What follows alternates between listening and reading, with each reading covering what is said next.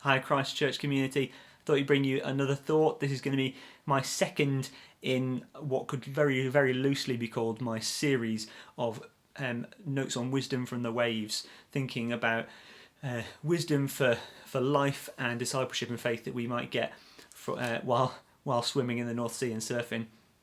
It's not really a series, is it, if you go several months between them, but some wisdom from the waves.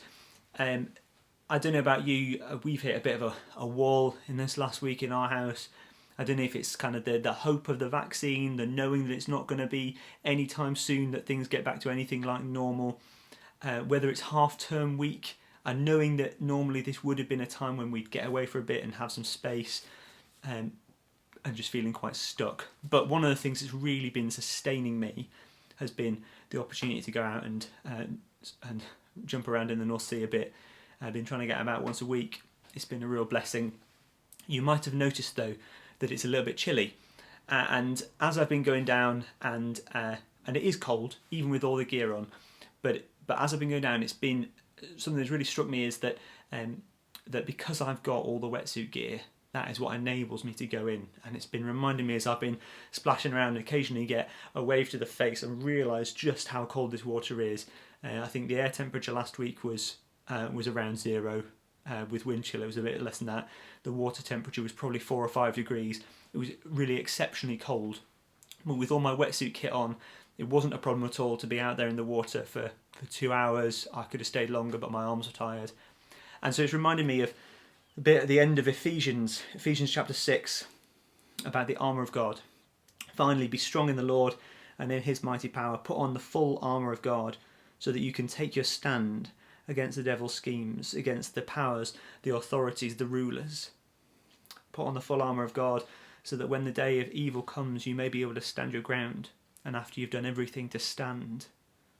And then the writer talks about standing firm with the belt of truth, with the breastplate of righteousness, your feet fitted with readiness from the gospel of peace, the shield of faith, the helmet of salvation, the sword of the Spirit, which is the word of God, and about praying on all occasions in all kinds of ways. Now, I don't want to kind of try and match things up exactly, but it really struck me that if I didn't have the full wetsuit, the 5mm neoprene of wetsuit, my body would be exceptionally cold very quickly. But not just that, for these winter conditions you also need wetsuit boots. I've got gloves, lovely kind of half mitten ones, and even a hood, so I look a bit more like a seal when all's done. But having all that kit on, having a leash as a special cord that ties me to the surfboard, having a good towel for when I get out, these are the things that enable me to be out there, to enjoy it, to have peace and the thrill of being in the water. It is still cold, but I'm able to be there. I'm able to stand. And that it's these things in the spiritual life: faith, knowledge of salvation, right living, truth, readiness from the gospel, to be ready at all times. These are the things that allow us to stand now in times which at times at the moment are a little bit like North Sea water in the middle of winter, with a wind chill of minus whatever and a water temperature not far above 0. Without these kind of things, we find ourselves very quickly in trouble. And so, it's been something I've been mulling on. What does it mean to be putting on the armour of God, to be spending that time in his presence, I guess, to be spending time in his word, to be thinking about my discipleship journey daily. And even when it's a struggle, that these are the things, even if I'm struggling to get them on, and at times a wetsuit, if it's a bit damp, if it's cold already, if your hands are cold, it can be hard work getting it on and off, but it is well worth it.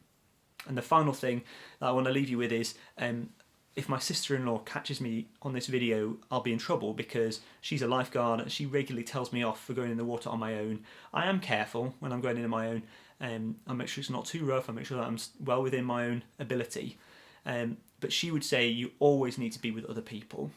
And in the original image, the shield in the Roman centurion's armour that Paul would have been thinking about, the shield didn't just protect me. The shield also protected the person on my side. and the person who stood next to me, their shield protected me.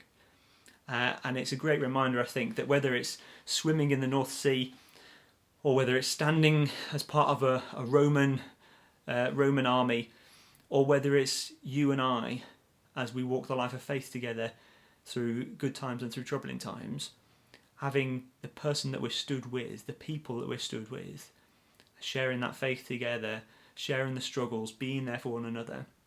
This is one of the other really important things that enables us to stand, to be there.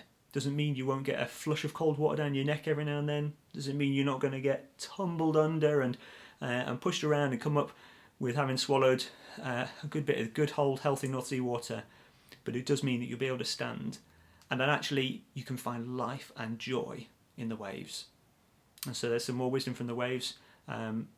If anyone fancies coming for a splash, you're very welcome to join me. You can come and be my person I'm standing with.